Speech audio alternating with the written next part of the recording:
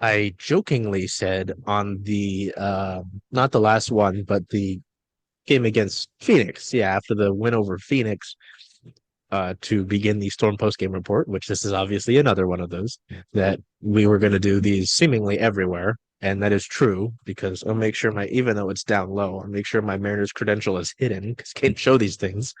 I'm in the T-Mobile Park press box today. Feasible. So you'll see like there's the door out of there's like the printer, all these notes. Like I'm still keeping score. So there's a lot going on. Anyway, get back to it. Storm had a tough one today on the road. Weird little, I think we talked about the way this schedule was structured early on, Christian, about how, Seattle does these two on the road, two at home, one on the road, back home. It's very bizarre how they schedule this. But Seattle goes on the road after the two home games to play the Minnesota Lynx. And, like you said in our Slack channel, Minnesota went to the finals last year for a reason. They are considered a finals favorite this year for a reason. Um, you know, and maybe I was foolish to look into their, stats on the season before this game and think, okay, there's Fee and then everyone else, right? Don't get me wrong. I am a Courtney Williams and at times a Heidemann enjoyer. Okay. I enjoy some hoops here and there, but I wasn't too sure how else everyone would show up. Um, we learned very quickly how else everyone would show up. You mentioned you tweeted before the game, Caleb McBride is coming back for Minnesota. Every time I think of Caleb McBride, I think of the grossest, most contested, annoying three-pointers you can imagine. We saw some of those today. I mean, she had 15, so she didn't go nuclear, but it was still significant, right? Seattle ultimately falls 77 to 82. And the start that they had, you could ultimately argue did them in. Uh, but they did have chances late, right? I mean, they were within three, they were within a possession. Um, on a few different occasions, they would, go down in two possessions here and there. But I mean, there were chances. But I'll say this before I let you speak, so I can stop yapping. I'm encouraged by a lot of this, honestly. I mean, I'm pretty sure you do play Minnesota again somewhat in the near future. So you'll get your chance to get your lick back and all that. But I don't know. I think like Gabby said, this is not the end of the world. Um, it was a good measuring stick, and they have things to build off of. So I don't know. What'd you see in this one against Minnesota? And then we can go into this. I know you got some points to look at individually in this game. But yeah, what did you see in this one? Like off rip, Minnesota is one of those teams in sports where they just, do you death by a thousand cuts. And it's literally by a thousand different ways. And you saw that in the first quarter. I mean, 13 points off seven turnovers, 14 to 8 points the paint advantage, 11 to old fast break advantage for him, and then the 7-0 steals. I mean, if he had five of those seven steals, and she had two blocks in the first quarter. I mean, yeah, it was pretty bad off rip. But then again, I mean, as bad as that first quarter was, I mean, Minnesota didn't score more than 20 again until the fourth quarter. They held them at 13 in the second, and then they held them to 15 in the third. They got back to really what makes them special is their defense turning into offense, and that's what we saw for really going into the second quarter. And then that 8-0 run that brought the game within three down within the last minute and a half, almost 2 minutes in the third quarter. You know, the bones of a really good team are there. These are games like, compared to like I was asking Novi, Ezzy and Gabby and the Presser, compared to last year, this was a completely different team, but also it was a 13-point loss. You guys were down by as many as 25. I remember in the season opener last year, what's different compared to, then basically they just said, the communication level, like Coach said during the pregame, there's adults on the court, everyone is really buying into what has to be done, and that people are buying into their roles. That's what you see. I mean, there are multiple stretches in the second half where, they had 5 to 7 straight scoring possessions straight, whether it be NECA, it'd be Skylar, Gabby. I mean, Gabby with a season high 20 points. No, I'm tied her. I think she tied her season high in assists. And if I'm not mistaken, yeah, no, actually, she had season high assists as well with six. So, she's having a great year. Really great game from her as well. Skylar and Becca came on a little bit later in the game. I think Skylar had nine of her for points in the first half. Then she had 11 in the second half. That's pretty good considering what was going on and the flow of the offense. And I'm not really worried about it considering who they played. But then again, you got to think about it. You held Nikki Skylar to 16 points. I mean, Courtney Williams, all 23 of those points were necessary. I mean, they had a couple of players finishing double figures, but other than that, you kept their nucleus, relatively intact, more than you did last year. So, this is one of those building blocks you just kind of take with you, but it's not really something to, raise a red flag about. I was kind of happy with the performance, especially in the second half. That's what you want to see. You want to see that resolve. You want to see that never quit attitude. And we go back and watch our shows from last season. That was one of the biggest issues with this team was the third quarter runs. Not be able to withstand other teams just coming out of the locker room. It was routine. Sad would come out of the locker room. They'd be down a 10-0 run within the first couple of minutes of the third quarter. You're not seeing that this year. For a lot of different reasons, but mostly on the court as far as the players and the way they're producing. They're just really connecting well. And Erica Wheeler is a big part of that. We'll get into that a little bit later. But yeah, it was a lot. I saw a lot of things I like from this game. For sure. And I think the biggest Cal Raleigh just hit a second homer of the night. That is fascinating. I don't know how Big much of that you dog. can hear. I don't know how much of that you can hear. Um, See, this is so fascinating. We have 44 games this year to do this, and with how much we do, I'm gonna be all over the place. So that So sound you're like gonna get Foghorn situations like Leghorn. this. Like, a fine word. Um, yeah, no, the big thing to me was the resiliency, and you talked about it on Twitter, talking about them battling back from these runs, and especially with the defense, right? We've said this continuously. You want to talk about defense without going into it too much.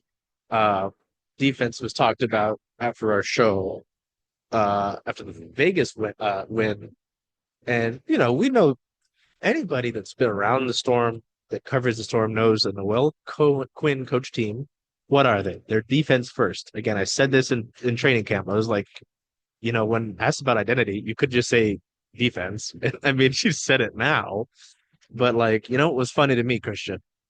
One of the like kind of turning points or moments that stood out to me that they were starting to click and getting back into doing things, bringing themselves, kind of above water again, was a Lexi Brown deflection, which I didn't think I would say, right? But she checked into the game, had 5 minutes, didn't have the biggest game, but like, they talk so much. Skylar, Gabby, Noe, all of them have talked about the deflections, right? They count the deflections. Stuff like that does matter. We talked about Lee Yuru, and I was going to try to ask Noe about it during, I think, pregame for the Vegas game. I'll probably try to get out to practice before the Atlanta game coming up later this week. But Lee Yuru, like you talked about, sort of I wish we could put highlights in here because I would edit it in. I just don't want to get copyright striked. But the clip I'm talking about where no, she's basically up at half court guarding and is able, looks a little bit wobbly. I see a player that don't get me wrong, I love Lee Rue. We're still working on the name. I was even thinking about it when I saw the clip, but given her speed, I was like, oh boy, she's gonna like see the quick turn she had to make. As who was it? Alana Smith was coming downhill, was it? I think, but I was worried she was gonna tumble.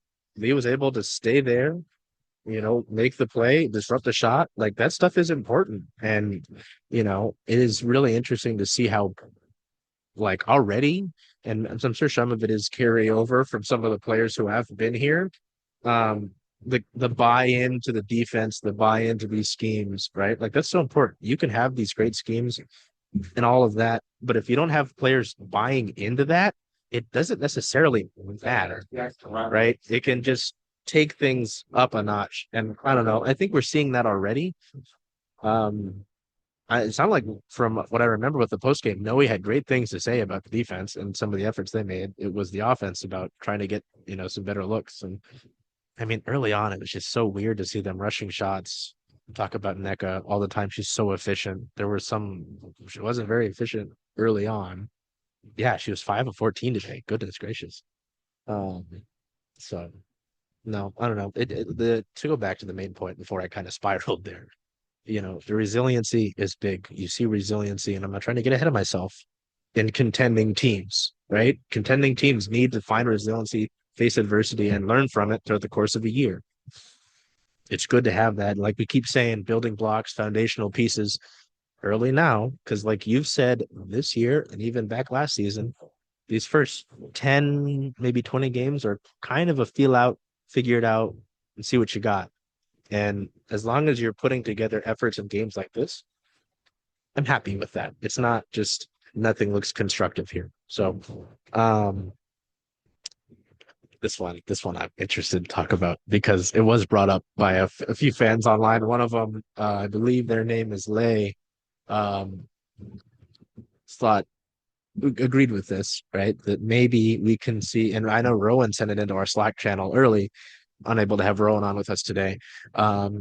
Flipping Erica Wheeler as a starter at the two, bumping Gabby down to the three, and bringing AC to be what, your six effectively, right? Your sixth player off the bench. Uh, I mean, we saw a little bit of that spark today. Get 10 points, 3 rebounds, 3 assists. Just another solid game from Erica Wheeler, including a big three late in that game that Noe kind of didn't give her thoughts on. She said, "Ask Erica next time you get her." Um, yeah, Christian, what do you think about that? Because I mean, Seattle's normally gone with the same. No, not normally. Has gone with the same five all 5 games. Um, but do you do you imagine we'll see a change when they face off against the Dream? And do you think it should happen?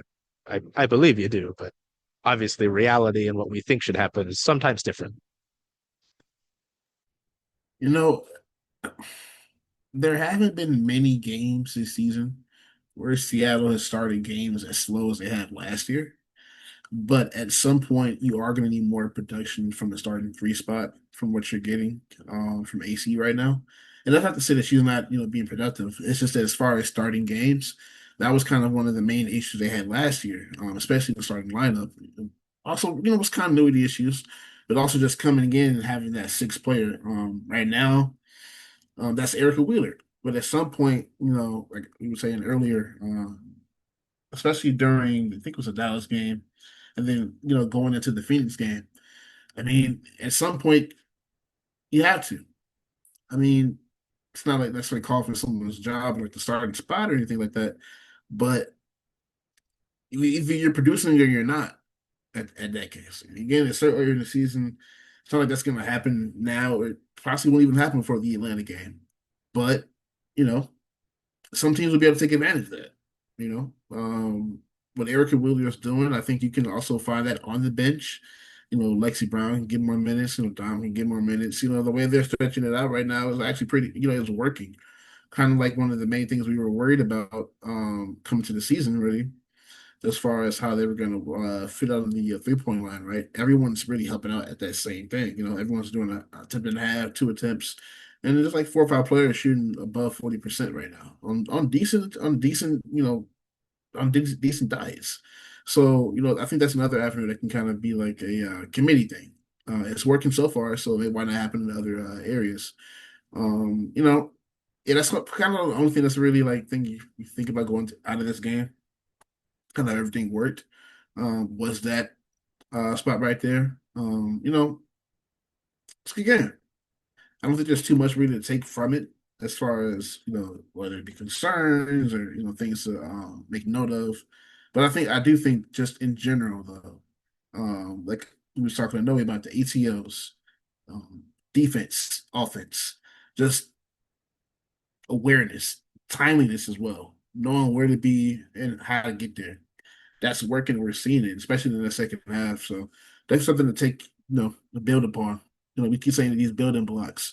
This is another one that they have, and so far it's been consistent. I don't see a reason why I can't continue. You know, Yeah, no. And it is interesting to see them. I do want to go back to the point about Gabby, um, because it's been interesting, right, to see them start her at the two.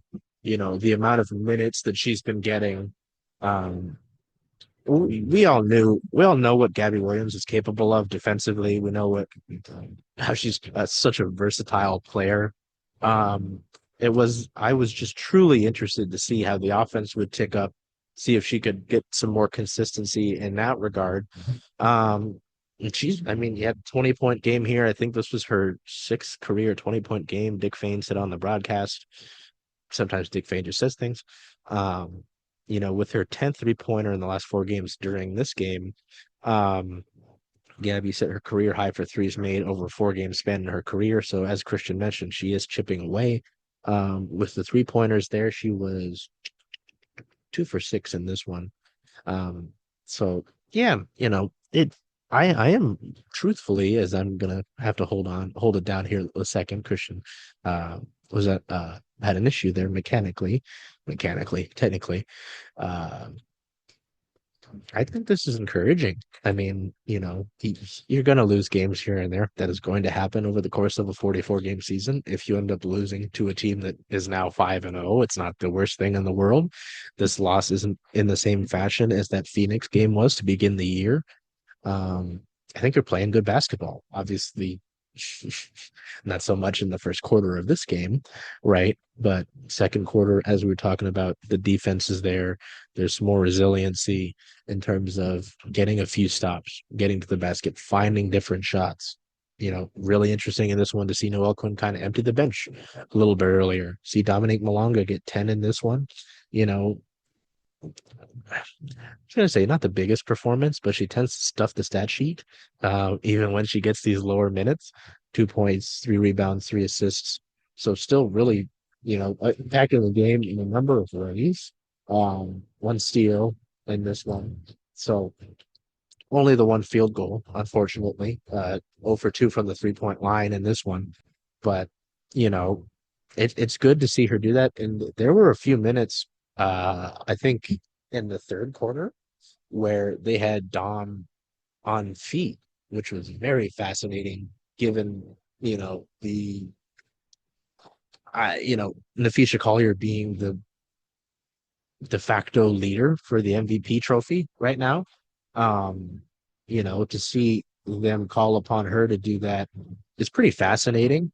And just shows you the confidence that they have in her. Gabby said post game that it was largely NECA's assignment, but obviously at times Gabby would switch on to that. So, very much interested to see a lot of different things in this game. Whether it was more the Erica Wheeler minutes, he had 17 in this one. Um, excuse me.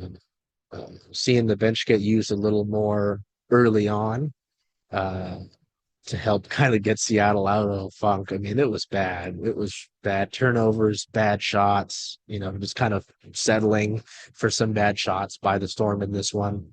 You give credit. I mean, Minnesota is a very good team. Like we said in the beginning, they went to the finals for a reason. They were projected contender for a reason, essentially a favorite to win it all this year.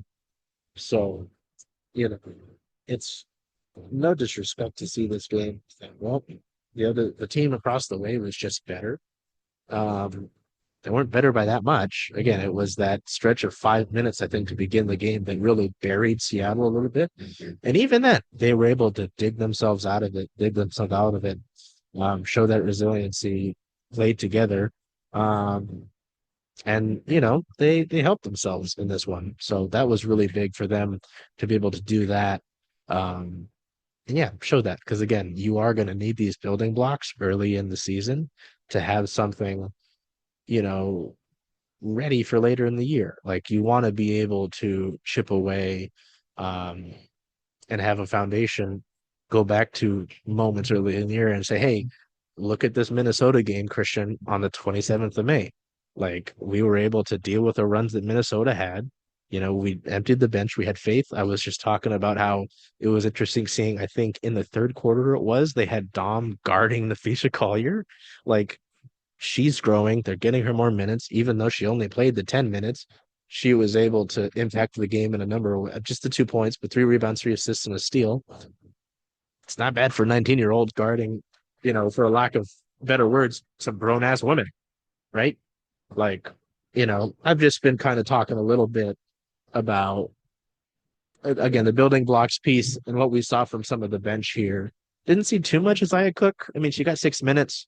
Um, but this game, I was thinking about this. This game felt like a Isaiah Cook game where it's like sometimes you just need a bucket, you need some defensive intensity. I was like, Isaiah Cook, this is your game. Like, I don't know. Do you see anything else from the bench maybe that you hadn't mentioned previously? Well, I mean, I've heard, thank God for the bench. I'm paraphrasing, of course, basically from players and know more times than I have last season. It's only been really 4 games, 5 games so far for most of the league, as far as playing each other and stuff like that. So, well, I think that's definitely one thing I think that's going to be what they calling card as far as their depth. This is what we were saying last year, really, besides Skyler, there really was no other ball handler that we really trusted to run the offense, especially in critical situations like this. I mean, don't get me wrong, you have Ezzy, you have Mecca that can definitely, run the offense and, handle the ball, but you don't really want them on it as often as you would think to kind of supplement what you don't have in the guard rotation. But now this year that there really is an issue, you know. Um, Gabby Williams is not a guard. That much is for certain, right? That's not her natural position. She's kind of out of place. You know, she's on the ball a lot more than she was at this point last season when she during the first stint. So that's not really something to keep an eye on. But as far as just natural flow of order in the offense, if you notice, like a majority of her points, she was coming off the screen. So she was getting to the rim at will. I mean, yeah, she had a couple blow bys, but most of the time she was kind of getting freed up. Well, that's kind of what you want to see, her being able to move around and, just kind of roam around and just get what the best shot is, really what the defense allows. And that's like nothing really with her is forced, that's, I mean, 8 for 15, a really good efficiency. The shots, when the 3-point shot wasn't there, she just kept going to the rim, you know? So that's one thing, that's never going to quit with her. But, just in general, everyone kept saying the bench this is the bench that, and, doing well. And also the starters have to start better. There's been a couple games this season so far where they just haven't really been there, and the bench just came in and did a wonderful job. He kind of like kept them afloat, especially like even during the first Phoenix game. Bench did pretty well those first couple of minutes when they needed. Like, it's like, okay, you know what, you need something off the bench, and they produced at least what they needed. You don't want that to be a constant. I don't think it will be, considering how experienced this group is right now. So yeah, that's pretty much all I've got is on the bench part. Great performance. Not surprised. It'll be there down the line. Oops, I misclicked the button. Yeah, no, I know, when this roster dropped, I was in this press box actually. Um, I was concerned a little bit about the lack of a bench, not in the players necessarily, but in, the fact that again, you're missing a spot because of Katie Samuelson's injury, right? We've still got to get through now, what, 30, yeah, 39 games.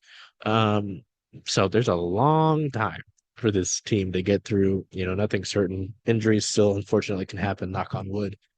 Um, but I've been encouraged by the spurts that we've seen. It's been interesting to see the situations they've put the bench in, and the different bench players. But, you know, getting what you have from Erica Wheeler the last 2 games has been big. Seeing Dominique Malonga get some increased run in key situations as well. This isn't just, hey, like the first Phoenix game, That's a wild pitch. go and handle Wild pitch is these garbage minutes, right? This is, again, putting a 19-year-old up against, you could argue the best player in the world in the future Collier. Like, it's still wild to me. So, and we can see more from Lexi Brown, 0 for 2 from the 3-point line in this one. You'd like to see more. But 5 minutes is it's 5 minutes, right?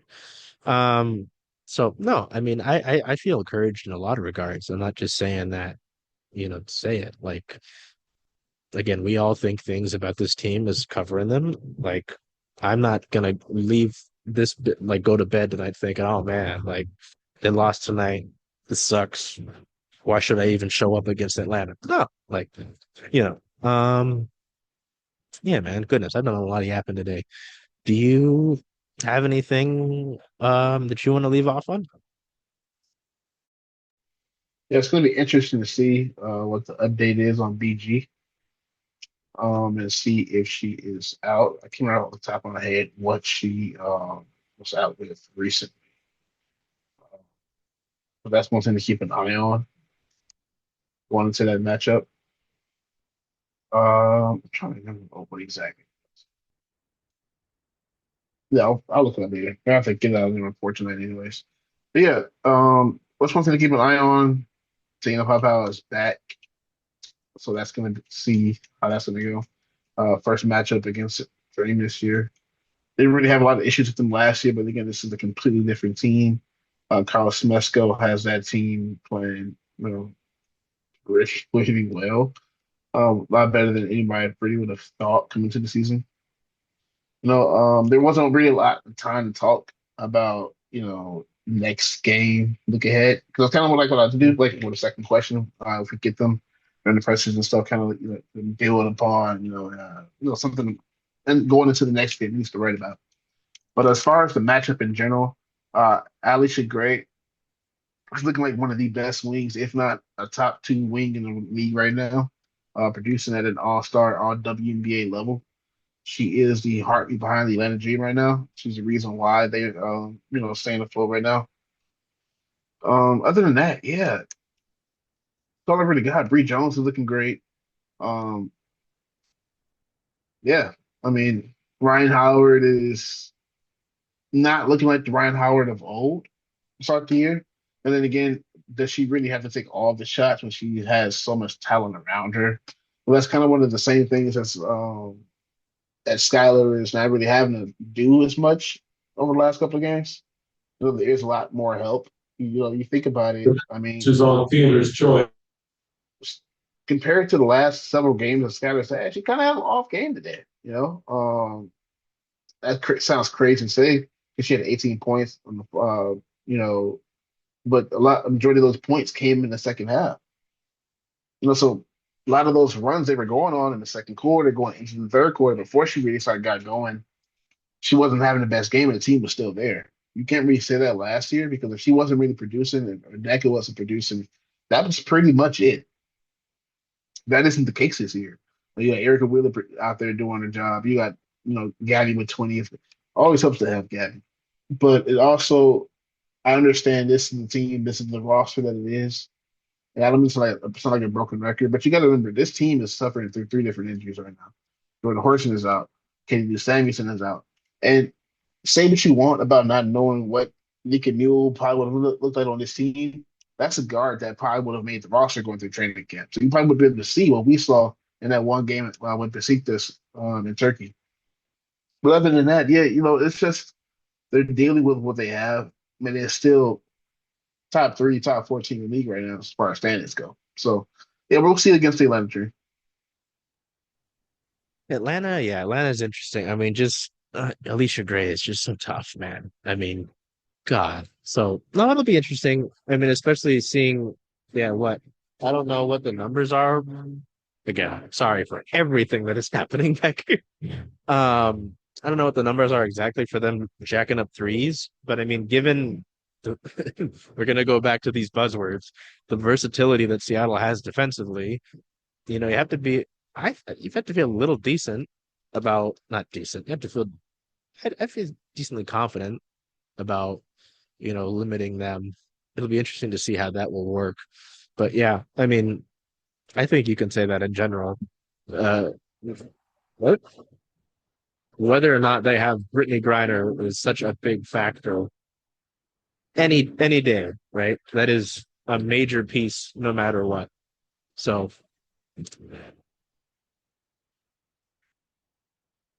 Get about We'll see about that one, that's for sure. RBI. Yeah, no. Again, folks, sorry about there's a lot happening at the ballpark right now.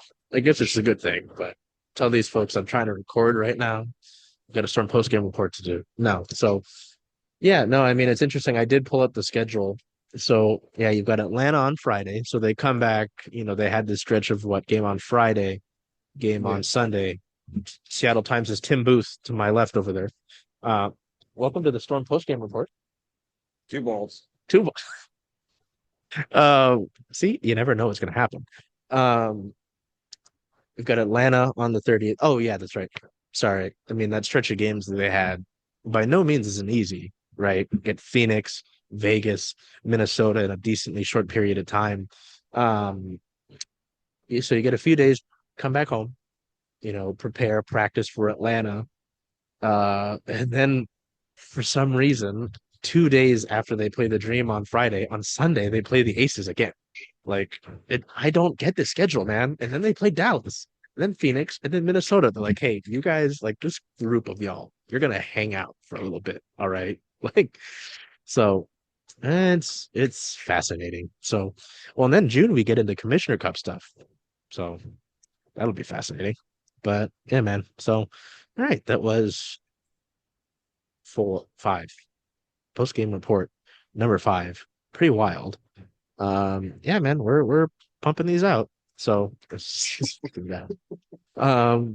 so yeah, until we see you next time on the Dream game. I should be there. I mean, at Climate Pledge, I don't know. We'll see if the Row Dog if Rowan is able to go to that one. Maybe it'll be Rowan and I'll be here, but we'll see. So yeah, hope you enjoyed it. Try to bring these consistently, try to do what there really isn't with like a consistent post game for this team. So till we see you next time, take care of yourselves, be well. Better move to second base on a wild pitch. Better move to Wild second pitch. base on a wild pitch. Take care of How yourself. many wild be pitches well. have there been in this game? Jesus Christ. Listen, the Nationals, that's a whole other like are the Mystics? No. What's that guy that ended Steven Strasburg's career? Why is he still employed? Mike Rizzo. Oh, Why does he still have a job? I'm sorry, Yeah, crossover this is- sports, but yeah. no, there's a crossover. I was gonna say, are the Mystics like they have the best thing in Washington going for them right now? Oh, easy. The Outside Commanders of the, are- Commanders got some run. Capitals were fine. I don't know. Like that group of rookies in Washington is pretty cold. Like Sonia Citron. Listen, off the record, W has your rookie report today. this guy. All right, we'll get out of here. See you next time. Take care of yourselves. Be well. Do whatever you can to make today a great day.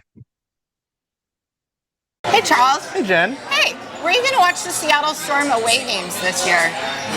Away games. Well, Rough and Tumble is the home of Circling Seattle Sports. So I was thinking of coming here if that's okay with you. I think that makes a lot of sense. See you all here.